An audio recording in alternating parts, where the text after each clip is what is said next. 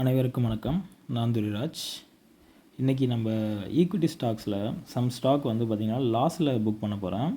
இது ஏன் புக் பண்ணுறேன், இதனால் நமக்கு என்ன யூஸு, நம்மளோட போர்ட்ஃபோலியோவில் என்ன ரெஃப்ளெக்ட் ஆகும்னு பார்ப்போம். திரும்ப ஆவரேஜ் பண்ண பணம் இல்லை, அதனால் ஒரு லாஸில் புக் பண்ணி அதில் என்ன ட்ரிக் இருக்குதுன்னு நான் உங்களுக்கு சொல்கிறேன். பாருங்கள். இப்போ கன்சோலில் போய்க்கலாம். அதில் கன்சோலில் போய்ட்டு டேக்ஸ் P&L அப்படின்னு ஒரு ரிப்போர்ட்ஸில் போனீங்க, டேக்ஸ் P&L இருக்கும். இதை போய்ட்டு 2024 to 2025 இந்த இயர்க்குள்ள ஃபைனான்ஷியல் இயர்க்குள்ளதை Q1 Q2 Q1 Q2ன்னு சொல்லிட்டு ஸ்கேன் பண்ணுறேன் பாருங்கள். ஈக்விட்டி ஸ்டாக்ஸு இதில் வந்து நான் மற்ற செக்மெண்ட்லாம் நான் பண்ணல, ஒன்லி ஈக்விட்டி மட்டும் தான் இந்த அக்கௌண்ட்டில் பண்ணுறேன். இதில் இப்போ ப்ராஃபிட் பார்த்திங்கன்னா 23,029K வந்திருக்கு. ஓகே, இப்போ இதில் இந்த லாபம் வந்து இந்த வருஷத்தில் எனக்கு வந்துருச்சு.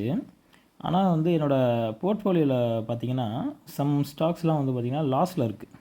ரொம்ப நாளாக ஹோல்டிங்கில் கிடக்கிற ஸ்டாக்ஸ்லாம் லாஸில் இருக்குது. ஸோ நம்ம அதுக்கு முன்னாடி நம்ம P&L நார்மல் P&Lனு உங்களுக்கு காமிக்கிறேன். டேக்ஸ் P&L பார்த்துட்டோம். இப்போ வந்து நார்மல் P&L வச்சுக்குவோம். ஓகே, இதில் ரியலைஸ்டு டேட்டு வந்து கரண்ட் ஃபினான்ஷியல் இயர்னு சூஸ் பண்ணிக்கிறேன். ஜஸ்ட்டு ஸ்கேன் பண்ணுவோம்.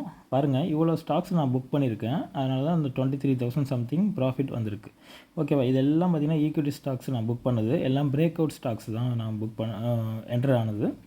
எல்லாம் ஒரு 10% to 12% ஆர் 13%க்குள்ளே தான் ப்ராஃபிட் புக் பண்ணியிருப்பேன்.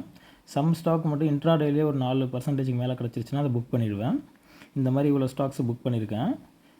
பார்க்கலாம், செகண்ட் பேஜில் காமிக்கிறேன் பாருங்கள். இதுலேயும் ஒரு ஸ்டாக் பாருங்கள், நான் லாஸில் புக் பண்ணியிருப்பேன்.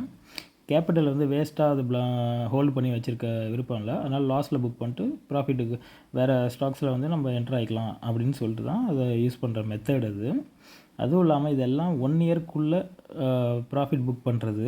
So short term capital gain டேக்ஸ்ன்னு சொல்லுவாங்க, அந்த இதுக்குள்ளே அது வரும். ஸோ அதுக்கு நான் வந்து ப்ராஃபிட்டில் இருந்தால் தான் நான் வந்து டேக்ஸ் கொடுக்கணும். சொல்லப்போனால் அதுக்கு நானே லாஸ் பண்ணிட்டுருலாம்ல. என்னோடய கேபிட்டல் வேஸ்ட்டாக போகிற இடத்துல வந்து நான் எதுக்கு வச்சுக்கணும், அதனால் பெட்டர் நானே லாஸ் பண்ணிக்கிறேன். ஓகே, எண்ட் ஆஃப் த இயரில் நம்ம STCGன்னு ஒரு டேக்ஸ் P&L எடுத்தோம்னா அதில் பார்த்திங்கன்னா ப்ராஃபிட் வந்திருக்காது, அதாவது ரொம்ப கம்மியாக வந்திருக்கும் சொல்லப்போனால். இப்போ நான் 23,000 வச்சுக்கிட்டு நான் டேக்ஸ் கட்டுறதுக்கு, அதுக்கு நான் வந்து 10,000 ஒரு 5,000 தான் ப்ராஃபிட் இருந்தாலும் பரவாயில்ல, அதுக்கு நான் டேக்ஸ் கட்டிட்டு போயிடலாம்ல. அந்த மாதிரி மெத்தடு தான் இப்போ நான் யூஸ் பண்ண போகிறேன். இங்கே பாருங்கள், இதில் ஹார்ட்வின்னு ஒரு கம்பெனி இருக்குது. இந்த கம்பெனி பிரேக் டவுனில் வியூ பிரேக் டவுன் பாருங்கள். February month 27th டேட்டில் எடுத்திருக்கேன். ஆக்சுவலாக எடுத்துகிட்டு அதுக்கப்புறம் ஒரு ஆவரேஜ் போட்டேன். அதுக்கப்புறமும் அது பார்த்திங்கன்னா இன்க்ரீஸ் ஆகலை. ஸோ இதுக்கு மேலே நம்ம இந்த இதில் போய் பணத்தை போடக்கூடாதுன்னு சொல்லிட்டு இந்த ஸ்டாக்ஸை அப்படியே வச்சுட்டேன். இதுக்கப்புறம் இன்னொரு ஸ்டாக் கூட இருக்குது, மெடிக்கோன்னு ஒரு கம்பெனி. மெடிக்கோ இந்த காமிக்கிறேன் இருங்க, எம் சீரியலில் இருக்கும். ஓகே, மெடிக்கோன்னு வருது. இதுலேயும் பாருங்கள் வியூ பிரேக் டவுனு. இதில் பாருங்கள், இதுலேயும் வந்து February 27th என்ட்ரு ஆனேன். அதுக்கப்புறம் நான் ஆவரேஜ் பண்ணி பார்த்தேன், ஒன்றும் இது வரல. கொஞ்சம் சொல்லப்போனால் இது அதிக லாஸ் தான் இருக்குது. ஸோ இந்த லாஸை நான் வந்து புக் பண்ணிக்கலாம். 8,000 லாஸ் இருக்குது, ஆல்மோஸ்ட் 38%. இந்த ஹார்ட்வேர்லேயும் பார்த்தீங்கன்னா ஆல்மோஸ்ட் 8,000 சம்திங் 31% கிட்ட போயிருக்குன்னு நினைக்கிறேன். ஸோ இது இவ்வளோ அட்லீஸ்ட் நான் கொஞ்சம் பணத்தை எடுத்து அடுத்து ரொட்டேட் பண்ணலாம். இது வெயிட் பண்ணிக்கிட்டே இருந்தால் இது வேஸ்ட்டு. ஸோ லாபம் இருக்கிறதுனால நம்ம வந்து லாஸுக்கு புக் பண்ணிக்கிட்டு அட்லீஸ்ட் டேக்ஸனாச்சும் குறைச்சிக்கலாம். இன்னும் இருக்குது, இன்னும் ஒரு 3 குவார்ட்டர் இருக்குது. ஸோ இருந்தாலும் நம்ம இப்போவே நான் அந்த இதை பண்ணிக்கிறேன். இப்போ இதில் போய்ட்டு என்ன செய்கிறேன், நம்ம போர்ட்ஃபோலியோவில் போய்ட்டு ஏற்கனவே உள்ள அந்த லிஸ்ட் இருக்குல்ல, ஹார்ட்வின்னும் மெடிக்கோவும், இது ரெண்டுத்தையும் வந்து நம்ம இப்போ செல் அடிக்க போகிறோம். வித் லாஸ்க்காக செல் பண்ணுவோம். வாங்க, எக்ஸிட். இது என்ன ட்ரேட் டு ட்ரேட் கேட்டகரின்னு வந்திருக்கு. ஸோ ஆல்ரெடி நம்ம ஏற்கனவே வாங்கி வச்சுருக்குது. So no problem. இப்போ இதில் வந்து BSE NSE இதுக்கு ரெண்டுத்துக்கும் வேரியேஷன் எவ்வளோ வருதுன்னு பார்த்துக்குவோம் ரேட்டு. அதை பார்த்துக்கிட்டு நம்ம செல் அடிக்கலாம். ஐ திங்க் NSEயில் தான் கொஞ்சம் ப்ராஃபிட் இருக்குன்னு நினைக்கிறேன். சரி போப்போம். ஓகே, போட்டு வைப்போம். இதில் என்ன சொல்லுது, trade to trade. Okay, SL அதாவது லிமிட் ஆர்டரில் தான் போடணும், இல்லைனா SL ஆர்டர்னு சொல்கிறாங்க. ஓகே, நம்ம லிமிட் ஆர்டர் சூஸ் பண்ணிக்குவோம். நம்ம ஆர்டர்ஸில் போனீங்கனாலும் இது விழுந்திருக்காது. ஸோ இப்போ நம்ம என்ன செய்வோம், மார்க்கெட்டுன்னு இருக்கிறத வந்து லிமிட்டுக்கு சேஞ்ச் பண்ணிக்குவோம். NSEயில் இருக்கலாம், ஆனால் லிமிட்டுக்குன்னு போட்டுக்கிட்டோம். இப்போ என்ன ப்ரைஸோ அந்த ப்ரைஸ் போட்டு செல் கொடுப்போம். ஸோ ஆர்டர் ப்ளேஸ் ஆகிடுச்சின்னு நமக்கு நோட்டிஃபிகேஷன் வந்திருக்கு. இதை போய் ஒரு செக் பண்ணிக்கணும்னா பண்ணிக்கலாம். ஆர்டர்ஸில் போனோம்னா பாருங்கள் மெடிக்கோ வந்து 212க்கு ஆர்டர் ப்ளேஸ் பண்ணியிருக்கோம். ஸோ அடுத்து நம்ம ஹார்ட்வின்ங்கிற ஒரு கம்பெனிக்கும் போவோம்.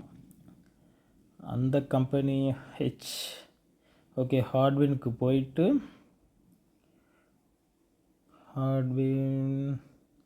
ஓகே ஹார்ட்வின் இருங்க, கொஞ்சம் கிளிக் பண்ணுறது மவுஸ் கரெக்டாக கிளிக் ஆக முடியாது.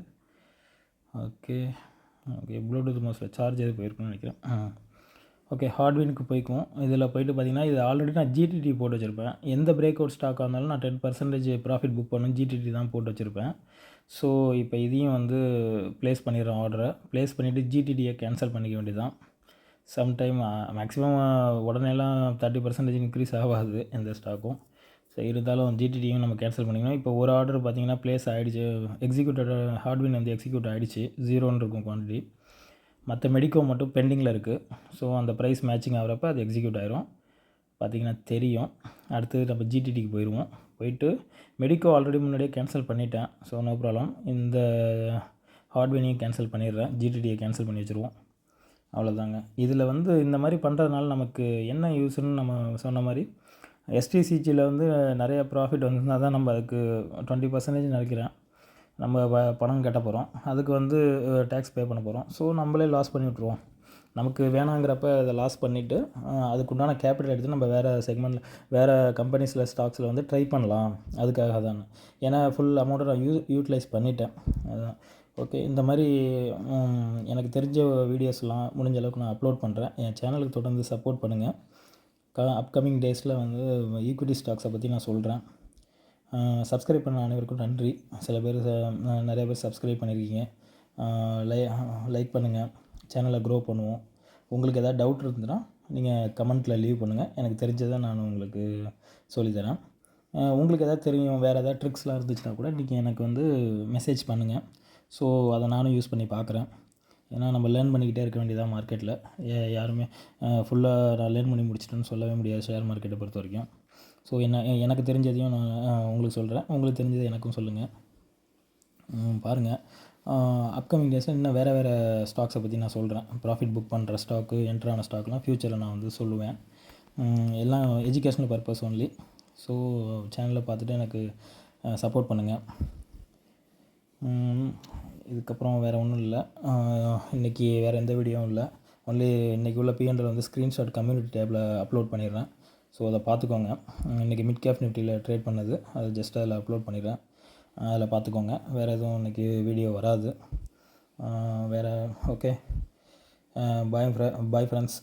தேங்க்யூ, உங்களோட சப்போர்ட்டுக்கு ரொம்ப நன்றி.